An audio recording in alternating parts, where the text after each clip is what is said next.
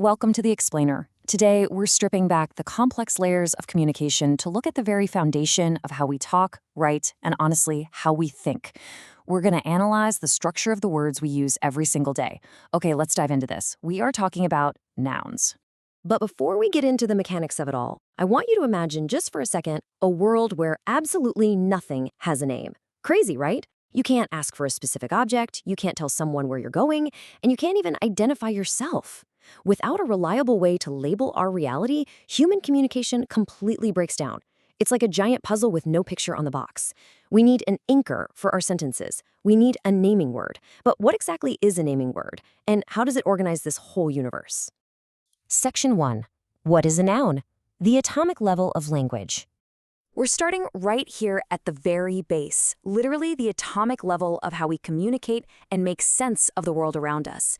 Before we can build complex thoughts or, detailed paragraphs, we've got to gather our raw materials.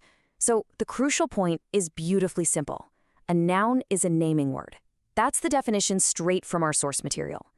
Absolutely everything we talk about, point to, or interact with requires a naming word. If it exists in our physical reality, it gets a noun. It's basically the ultimate label we slap on the universe so we can actually share it with others in a clear, structured way. But our reality is massive. So how do we properly organize all these labels? Well, a noun is specifically the name of a person, place, animal, or thing. Every single noun you will ever encounter fits right into one of these four categories. These are the absolute pillars that hold up our vocabulary. Section 2. The four noun categories, sorting the linguistic world. Now that we've established our categories, we need to systematically sort out this linguistic world and examine some specific case studies for each of these four foundational buckets. Now, what's really interesting about this slide is how neatly our reality categorizes into this simple four-column matrix. Take a look at the headers: person, place, animal, thing. Under person, our source provides the examples of a boy, a teacher, and a doctor. Under place, we see a school, a park, and a city. Moving over to animal, we find a dog, a cat, and an elephant. And finally, under thing, we have a book, a table, and a pencil. I absolutely love this breakdown because if you linger on it deliberately, you can see exactly how a word like doctor or elephant fits perfectly, just like a puzzle piece, right into its respective column. It gives instant, undeniable structure to our thoughts.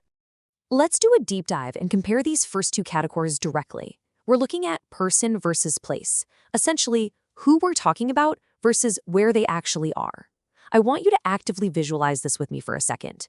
Picture a specific person, let's say the boy, and put him in a specific place, like the school, or picture the doctor working in the city. By comparing these two columns, you can immediately see how nouns help us establish both the vital characters in our communications and the physical settings they occupy. We're taking abstract grammar and connecting it directly to reality. It's pretty cool when you think about it. Next up, let's contrast our last two columns, animal versus thing.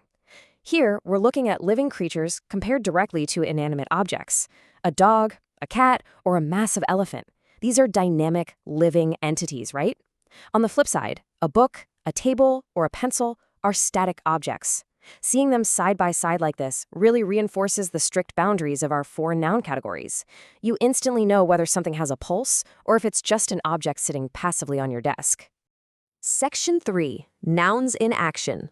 The macro level. Let's move to and see how this builds into something much bigger, stepping right up to the macro level. We're shifting away from isolated words sitting neatly in a matrix now.